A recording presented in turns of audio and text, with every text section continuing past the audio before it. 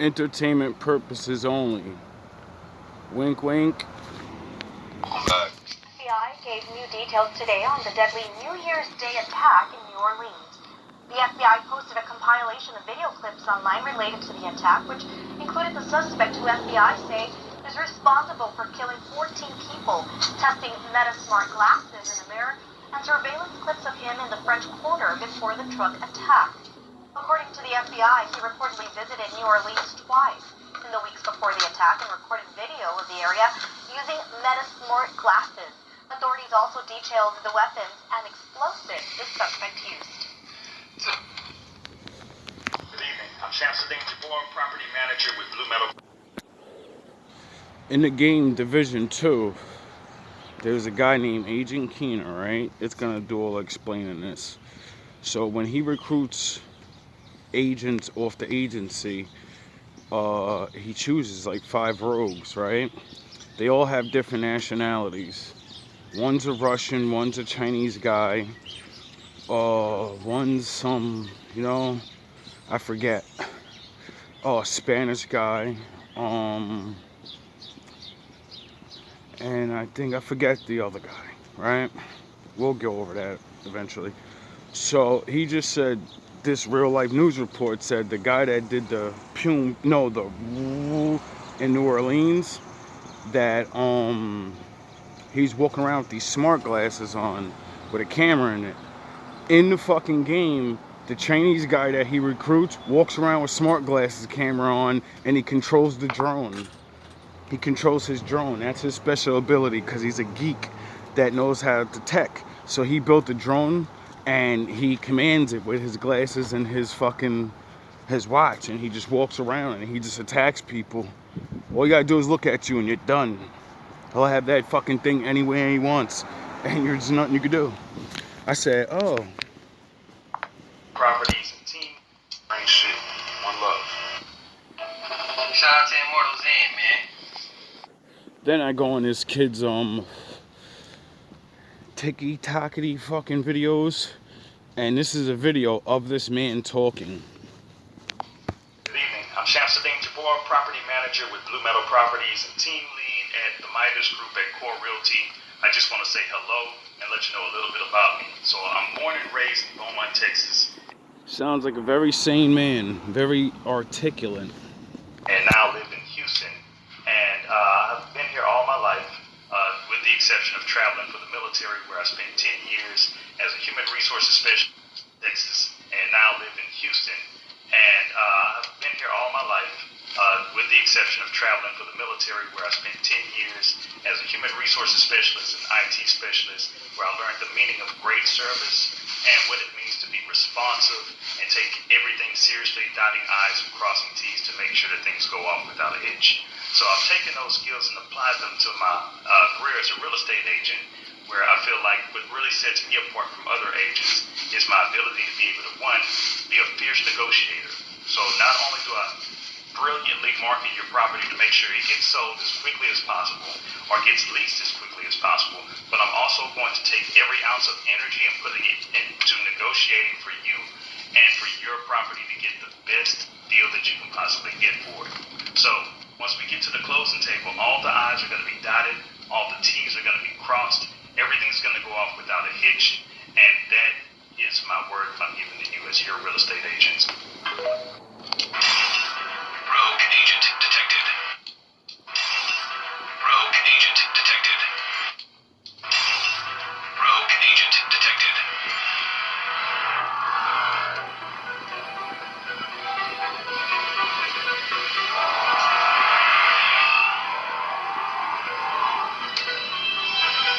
So, can't say too much, because I don't know anything. And I don't want to speculate. But, I think we got a problem.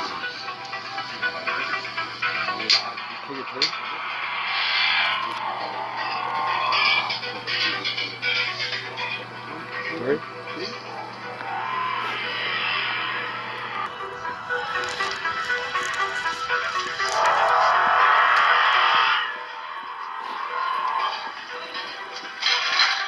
I I suggest people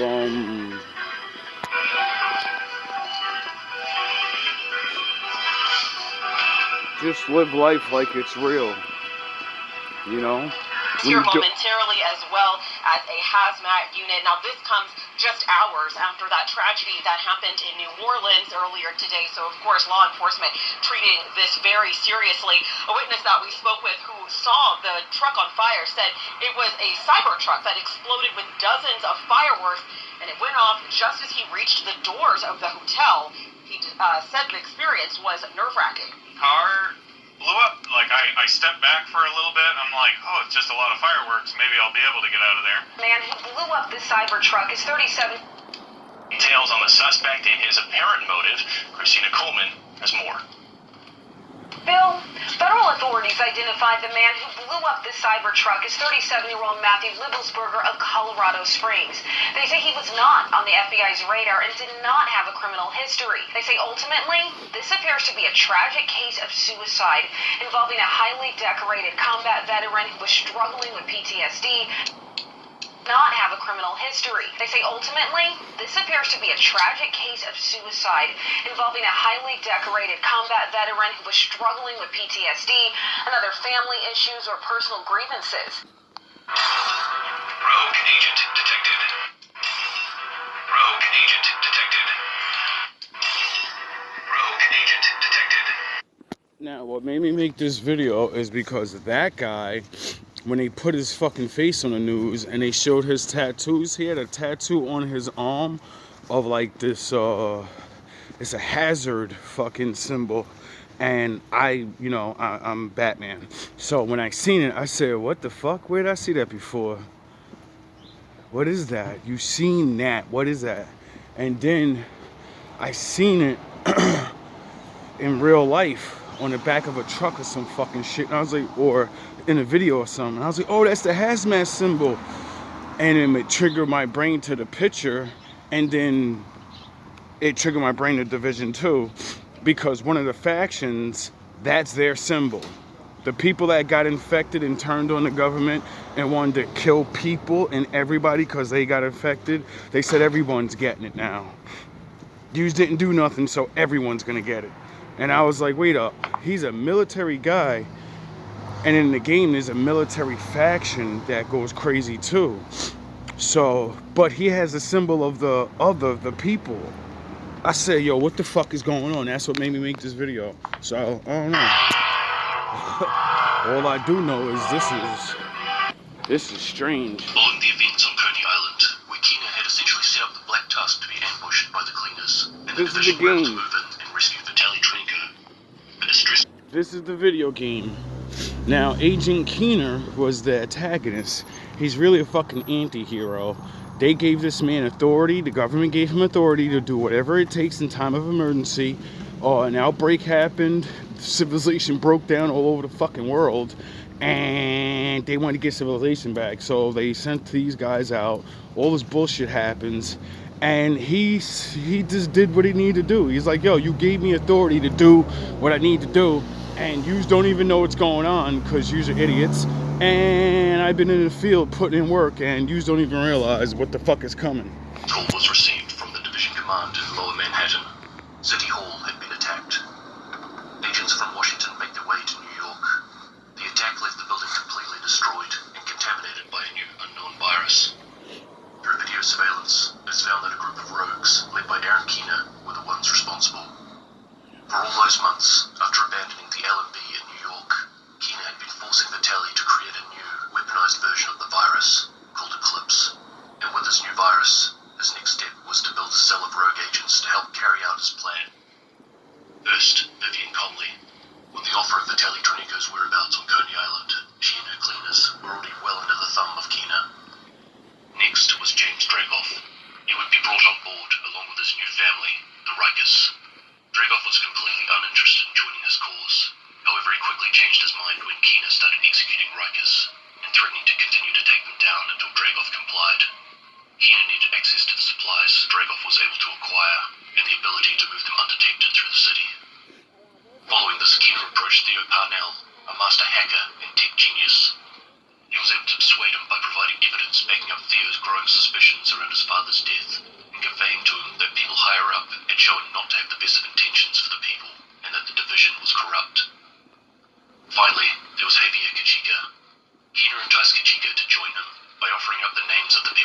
betrayed Gajika and his squad during a previous mission.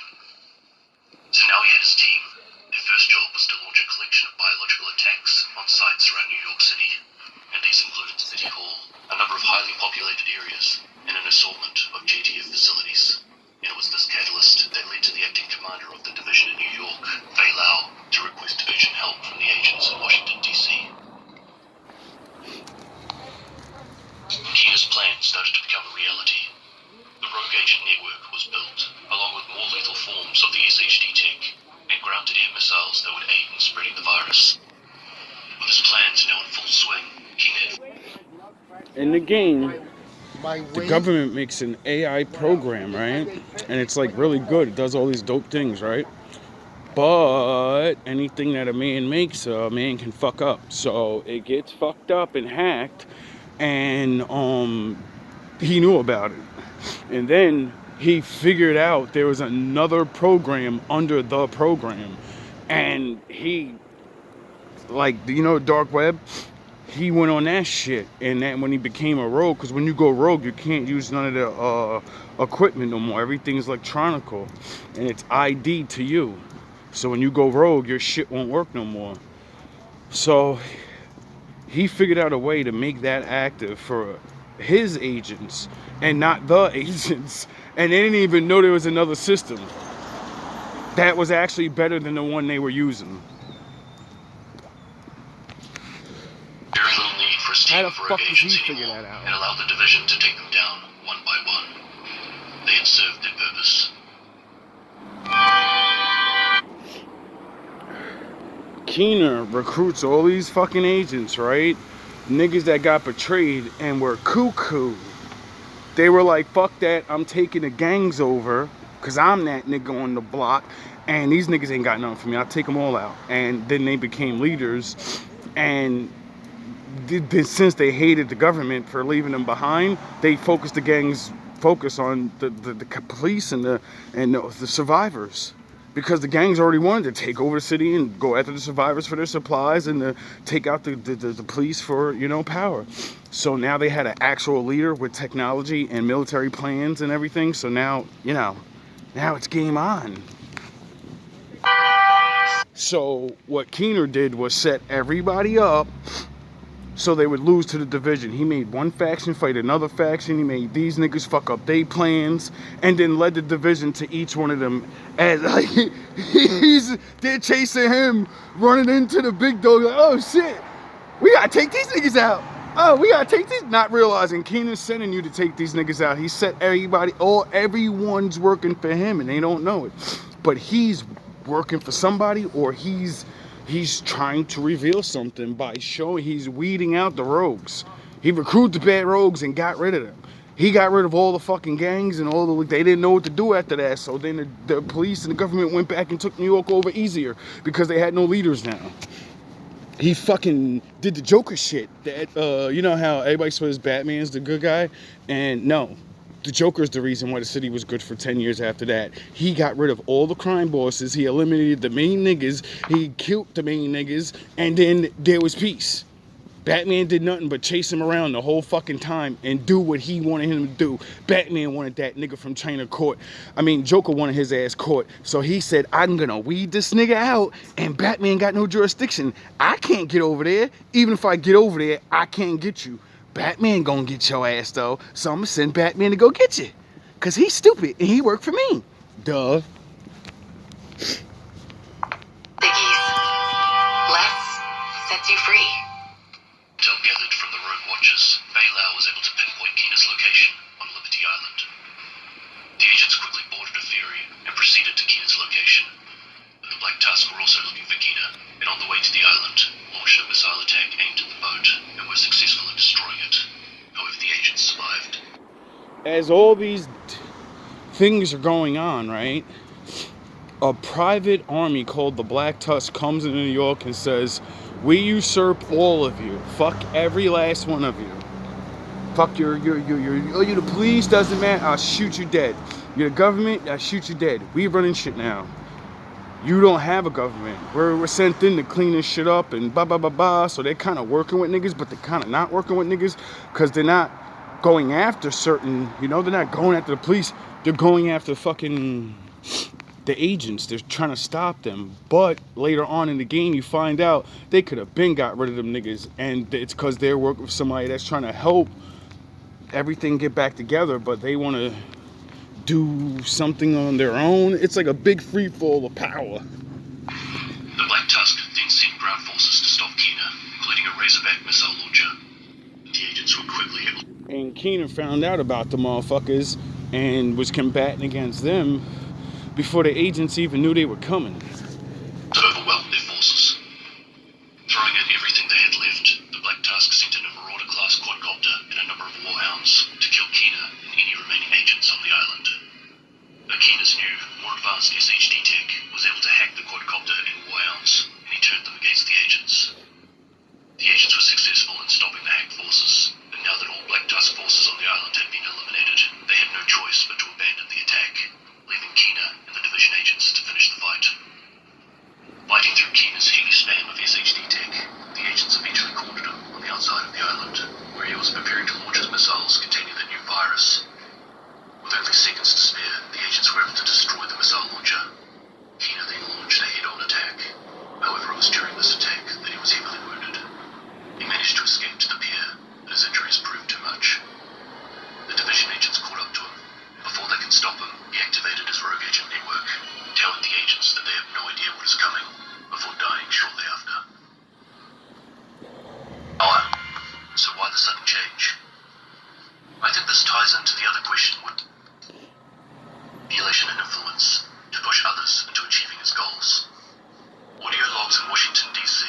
showed that he had started to develop a bit of an ego, and later on in Lower Manhattan, a huge superiority complex was beginning to emerge, with an even greater thirst for power. So why the sudden change? I think this ties into the other question we've all been asking. Kina was always 2 steps ahead of the division and everyone else. Why would he so easily be tracked down and trapped on an island? With no backup plan, other than to take on the division face to face? Yeah, like the Joker. Why would he go to a big-ass building to trap himself in the building just to have a showdown with Batman? He told that stupid-ass nigga, I don't give a fuck if you catch me, you pussy-ass nigga. What, you gonna lock me up, nigga? I'm gonna break out, nigga, I'm Joker. And you're not the goal. Harvey Dent's the goal, nigga. You're just the symbol. He's the actual good man that has to walk the fucking law and do things. He's the one that can stop everybody. You're just a fucking crazy guy running around in a costume. If I make him go crazy and have a bad day and turn into me, well, the people won't think that they can be good people. You're just a crazy guy. That guy's actually putting in work and showing us how it's done. Get it? So I need to break his ass. And he did. That's why at the end of the movie, Joker was laughing at him like, I won, nigga. You're going bye-bye. All the cops think that you fucking did something wrong. All the bad guys are either dead or in jail. I burned all the fucking money. Fucking nigga, there's no one left. You're just the last one. He got rid of everybody, and then the cops chased Batman away because he had to take the blame for fucking killing Harvey Dent or some dumb shit. I say, yo, Joker was that nigga, bro. He went up in there and cleaned up the streets in 1 year. This really didn't fit in with everything else we'd seen Went from there him and up said, until this listen, I'm gonna point. show you how to do this, son. I think he needed to act in that certain way in order to recapture the division's attention. Up until this point, the division had been investing a lot of their time and resources into finding Kina, and maybe in order for them to finally see the big picture, he needed to eliminate himself from the scenario. With Kina gone, the true enemy would be revealed. We need to remember, at that time, we were aware of the Black Tusk. They had just invaded Washington, D.C., but we really didn't know much about them. Kina had always been fighting against the government, and any other organization that mimics the government, like the Black Tusk. Sure, what is left of the division is a nuisance to Kina, but they have never been his main priority. In his eyes, they just hadn't yet seen the light. Maybe he knew that he would eventually have to make the ultimate sacrifice for the people, to help the right individuals in the division on the correct path. No, he just wasn't a fucking dumbass, and he said, now when I'm gone, I've unloaded so many mysteries for you. I've taken out all the faction, you goofy fucking assholes, and the rogues are gone. What the fuck do you need to chase me around for? Mission complete.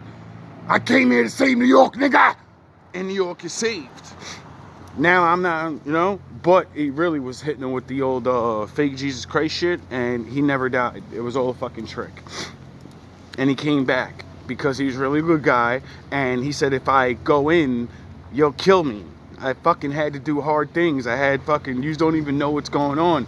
You don't even know that you're fucking, their boss, their boss, one of, like, two of the bosses, like their main fucking guy, and then the nigga under them, two women, they fucking went rogue right after he died and joined him because they were in there on his shit the whole time because they believed him, and he been told them, yo, there's mad shit going on and there's no way to figure this shit out. I gotta go rogue. So, you know, you just keep an eye on it, and the division never figured it out. How he always know what's going on? Because your boss was telling him. Keenan knew far more about what was happening in the background. I think more than we even know now, all these in-game months later. But in the upcoming season, it will all be revealed. With Theo unlocking Anna, it's possible that a lot more was uncovered at that time. Through the deceit comms, we've learned a lot about where Isaac has come from, as well as the interactions between Natalia and Kelvin long before the outbreak occurred. Through the system flaws around the foundation of Isaac's infrastructure, Theo is likely to have found this. But I don't think this is how Kino was able to find out about the betrayal happening deep within the government. He knew about this long before. Yeah, because they tried to recruit him. That's what nobody figures out unless you actually read all the fucking game profiles on Keener and look through the story. And if you got to be obsessed for that, you got to have this will to want to know everything about this guy. It's a fictional character, and you're like, what the fuck is wrong with this guy? He's like a mystery. See, I have that obsession because I understand men like that. Because I got to be a guy. I got to be the anti-hero. I got to be the dust bunny that everybody thinks ain't fucking good, but I'm the one fucking saving lives out here. Now. Keena was just so smart, yo. Well then, we've seen, or heard rather, that there are a number of agents that work directly with Kelvin McManus long before the outbreak. Keena was a first-wave agent, and could have been one of the first to be recruited. He was one of the first to get betrayed. Who would you want to recruit on your team to go against your government? People they betray? Leave for dead? And then, you know, you're like, you motherfuckers. You think you could do this to me? All the service I done did. Yeah, so, you know. So maybe he had some sort of direct line to Cal, and although he may not have been aware of the full story before. Maybe he got recruited and he said, well, the government did say I could do anything it takes to take down the bad guys. So since they, you know, want to recruit me because you betrayed me, this is my perfect opportunity to figure out what's going on. So I'm going to get down with them, get on the inside, see what's going on, and then betray them. And hopefully wake you dumb fucking assholes up. It's called Triple Agent. Everything went down. Maybe after the JTF pulled out of the quarantine zone before going rogue, he would learn of what has been playing out in the background.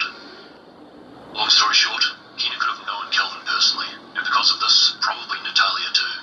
He suspected something was up and kept digging, and then on top of this, Theo would uncover even more detail. Keena couldn't just turn to the agents and explain what he's found. He's a wanted man. They'd shoot him on sight. Plus he was still putting the pieces together. And how would he know who to trust? And no, the irony of saying this about a rogue agent isn't lost on me. But look at the massive divide throughout the division ranks. And this has really only become obvious since his death. Being 2 steps ahead of us, he already knew the divide was there. And this is where I'm going to go a little bit off script here and suggest that maybe there's a very small... I wonder why I was so fascinated by the story. Oh, Master Window, control of the light in the dark, trying to bring people together. Unity, unity, unity. There's division in everything. I see division. Why am I teaching? Oh, that's why the Lord made you figure. Oh, because things are happening in real life. You know? Chance that maybe Keena and Fei Lau had spoken not long before we took him out.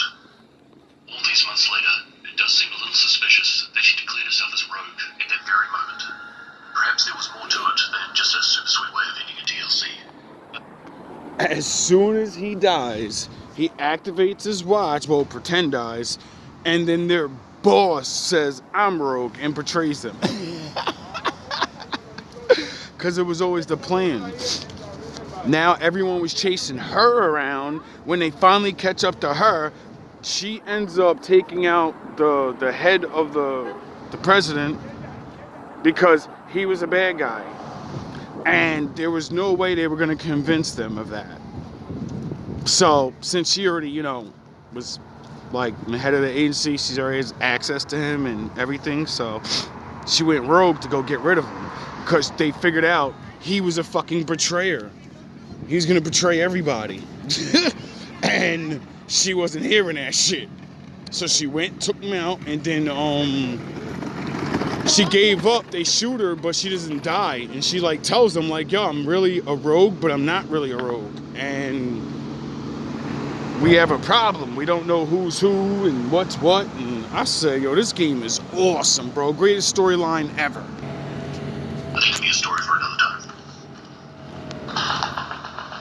Agents, we've recovered 5 more hostages that were taken during the attack on the White House, including Vic's sister, Bernie, who has vital intel on the Black Tusk's infrastructure and systems, and Nat's plans for the mobile SHD servers, as it was Bernie who was tasked with building and maintaining their power supply. However, it was through this rescue that another layer of deceit was uncovered. Agent Brian Johnson was unmasked as the recruiter. Johnson used his position as your handler to hide intel that was uncovered and was almost successful in stealing the mobile SHD server.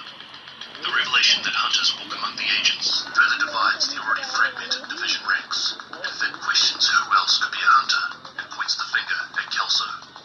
Manny refuses to believe that Kelso is a hunter. However, we are unable to clear her name at this stage because she has gone missing. Agents, we need to find Kelso and uncover what she has been doing in New York. I believe the symptoms were mistaken for a severe case of the flu. However, when people started dying, Sound the horn. My daddy in the building. quickly began investigating and eventually discovered that it seemed to be an outbreak of the previously eradicated smallpox virus. To combat the outbreak, the smallpox vaccine was distributed to the public. But unfortunately, the vaccine was quickly proven ineffective, and devastatingly, things were about to get a whole lot worse. The city's infrastructure was starting to break down, hospitals were becoming overloaded, and the New York police force was struggling to maintain the peace. A number of gangs of rioters were starting to carve out their own territories within the city. Eventually, the government assembled a new line of defense, hoping to help maintain order. This group was composed of the police, firefighters, civil volunteers, and the National Guard, and they were known as the Joint Task Force. Their job, to stop the spread of the virus and uphold order within the city. The plan was simple. All known infected individuals would be relocated to the center of the city, separate from the uninfected. And in order to stop these people from leaving and mixing with the public, a large wall would be built around the quarantine area. This way, the spread would be contained, and they would be in a better position to get the appropriate personnel and bring them in directly to where the help was needed. But eventually, the situation got worse, and more than what the JTF could handle. One of the private military contractors brought in to help keep the peace, known as the Last Man Battalion, cut ties with the JTF and started taking control of parts of the city for themselves. And on top of this, there were a number of other hostile factions starting to rise, like the Cleaners and the escaped convicts, known as the Rikers.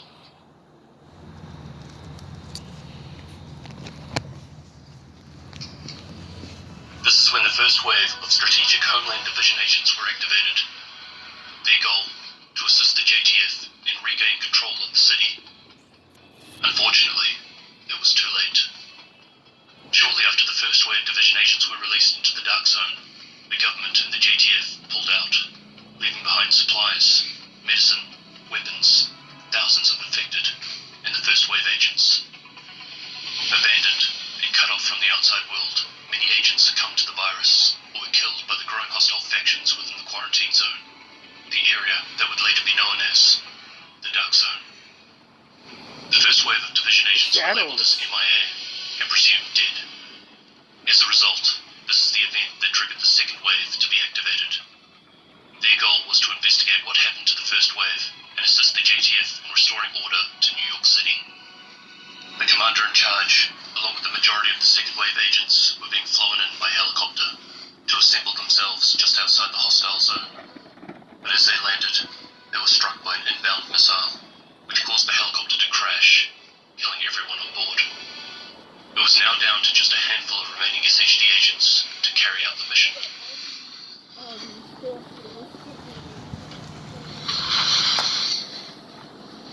New York City was in a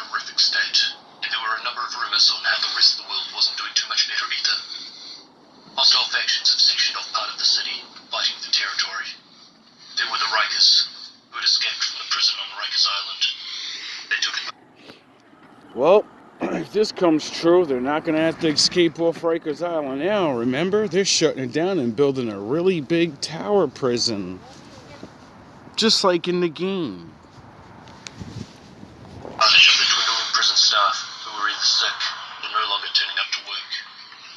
Once on the mainland, their goal was to wreak as much havoc as possible on society. The society that had them locked away, especially authority figures like the JTF.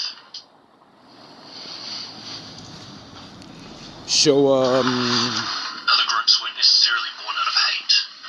The cleaners came about with the best of intentions. They were among the thousands of civilians left behind in the dark zone when the JTF pulled out.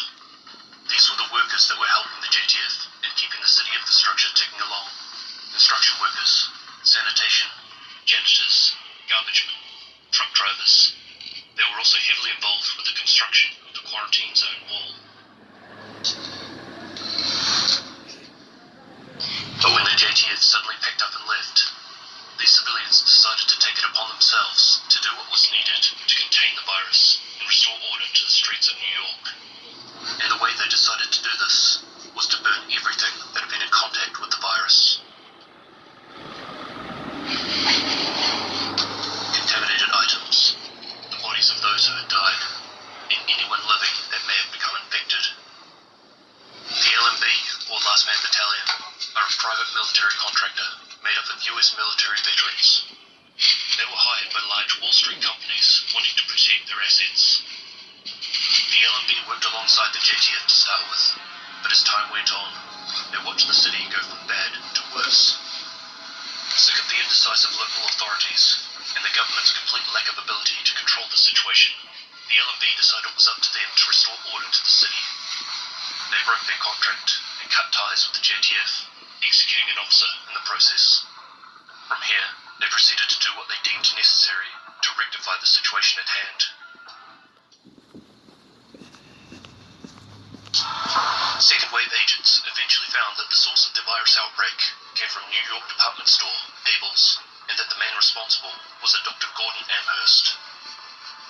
Their mission was now to locate Amherst and find out what he knows in order to develop a cure. However, the second wave was also about to make another revelation, as it was discovered that the first wave agents weren't all dead. In fact, a lot of them were very much alive, and now working against the government. They'd gone rogue. Rogue agent detected. Rogue agent detected. Rogue agent detected. I'm no genius. I'm nobody. Right? I'm nobody. Anyway. Both those guys were military, bro. And I don't want to hear that shit. They said it, period. They were both regular ass dudes. No families and or whatever the fuck. Nobody knew what they was Be up safe to. out there, trust no one. And so it's like, I don't know what to say. For people, just be safe, you know? Keep your For eyes the good open. guys, you better start profiling your buddies. Get it? Whoever the rogues are, you're never gonna even suspect it. Because you never profiled them. You never paid attention. They're your buddies. So, I'm just a nigger. realize that majority of the factions, they turned because they got betrayed. The rogues turned because they got left behind. They got betrayed. So, that's why rule number 1 of GMB is always take care of your wolves. Because if not, they're gonna turn. Everyone turns. All it takes is one.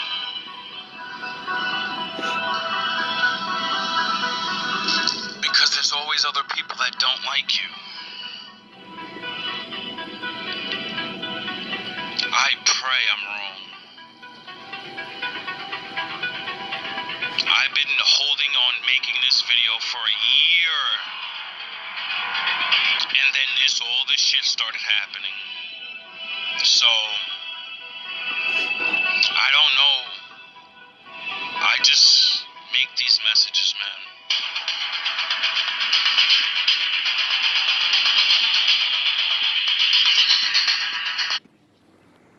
If I go bye-bye, you know why.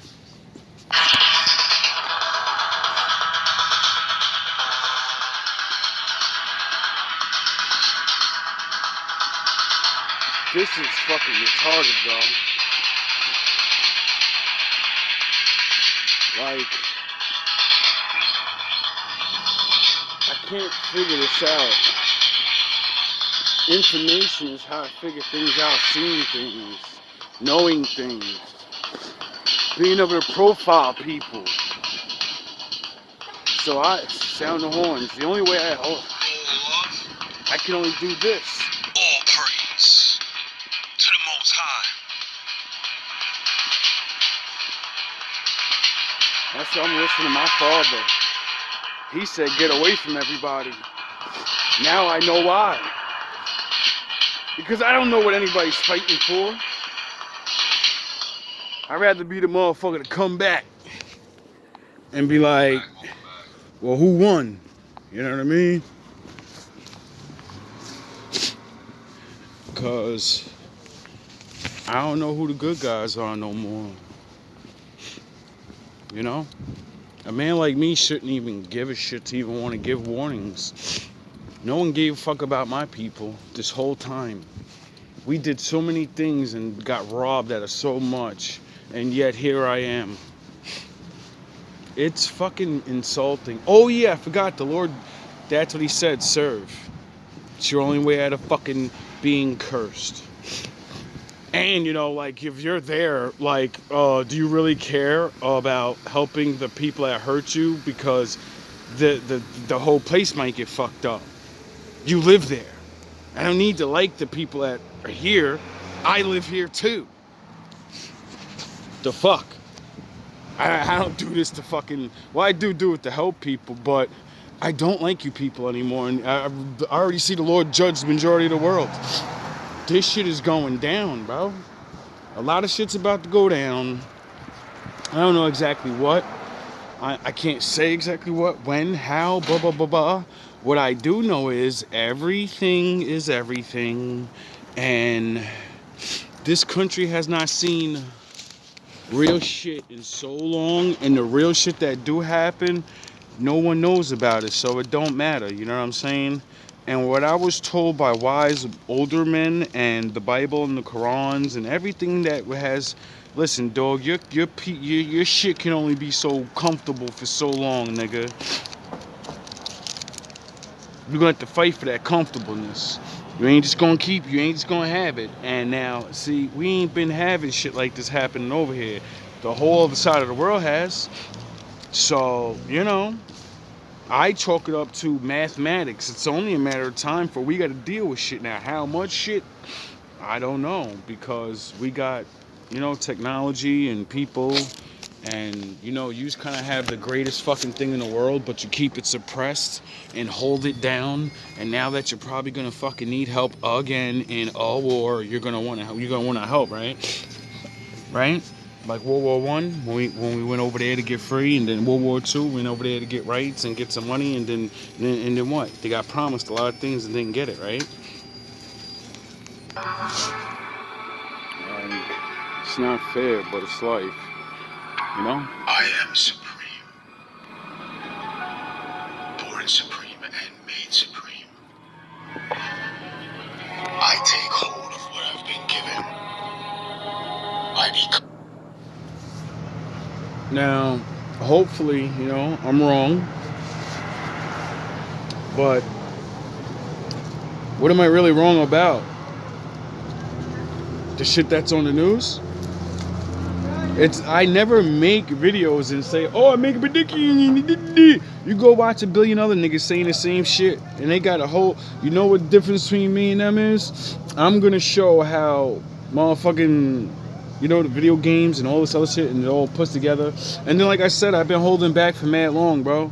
I don't want to get into the dirt. Y'all niggas think I'm really. What do the fuck you think all the distractions are for? What do you think these niggas kept coming against me for?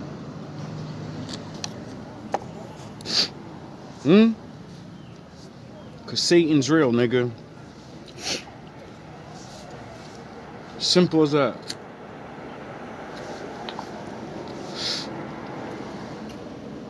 Now, like I told my Padawan, the Lord said this shit is gonna happen in the Bible, so I don't need no fucking game and I don't need nothing else, nigga. You read the Bible, it says what's gonna happen. So, you know, use your fucking imagination and use your brains. And then, oh yeah, you gotta know a lot of stories, and then you could picture what it's saying instead of just reading it and then, well, it just said this, I don't get it. No, you read one word and be like, let me think about. Anyway, so just be safe, man. And you know what I mean? Being scared ain't gonna help nobody. Not living life ain't gonna help nobody. We all gotta live life anyway. Niggas gotta go to work, all this other shit. But are we in a time of you better care about your neighbor? Yes. Are we in a time about you better stop being fucking racist? Yes. Are we in a time of, oh, you got money and I don't? Yeah, when your ass is out here and they drilling your ass, I'm gonna laugh at you too, nigga. You get it? All that superficial bullshit, now niggas gonna understand what it means to be a country. To be neighbors, to be family, to be brothers. Why? Because your fucking life's gonna depend on it. All of what I've been given. Oh yeah. I become what I am. It always did. I become my truest self. I descend from glorious ancestors. I am genetically gifted. One of the few, the noble ones. The ancient thundering conquerors from above. The race of heroes. The shining golden ones. Oh. Sound the horns. Maybe that's why you know? When you're a fucking hero, you don't do it because you want to. You do it because it's what you are. We are born to rule. Born to expand and forge greater and greater greatness. We are the bright shining glowing green. Our ideals make us what we are.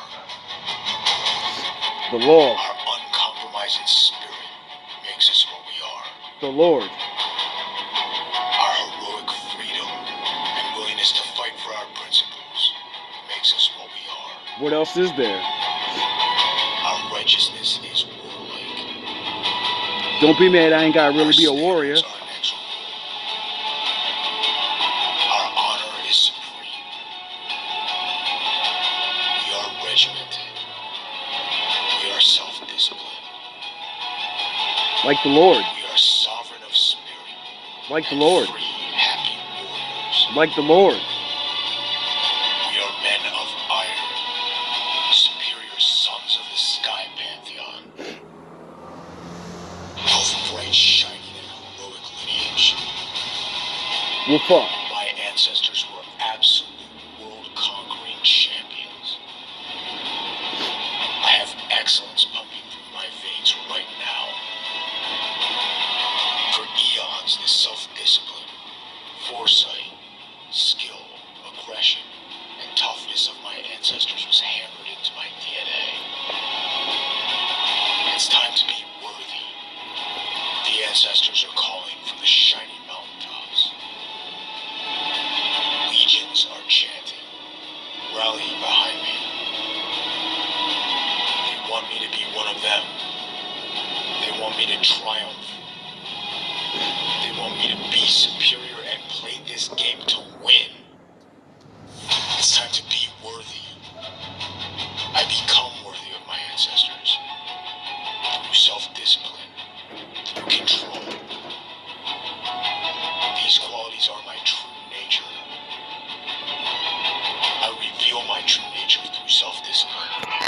through self-mastery, I am worthy. You only are what you do. When I act superior and think superior, I truly see my own superiority.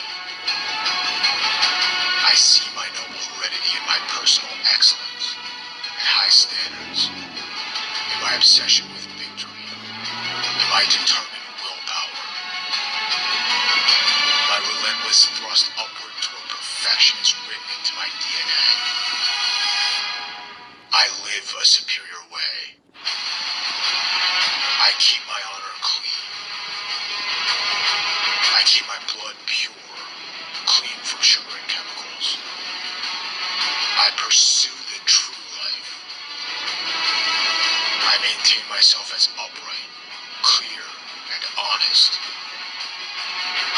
I'm honest with myself. I hold myself to account. I live in truth. I stay lean, warrior-like. It's my hereditary inheritance. I am militaristically austere. It's a family trait. I am supremely solar and victorious. It's my genetics. I unlock my DNA.